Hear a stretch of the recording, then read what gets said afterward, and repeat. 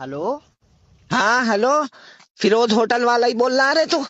हाँ जी, बताओ। अरे हरामी, तूने कैसा सालन दिया है? मेरे बच्चों ने खाया भी और मैंने खाया।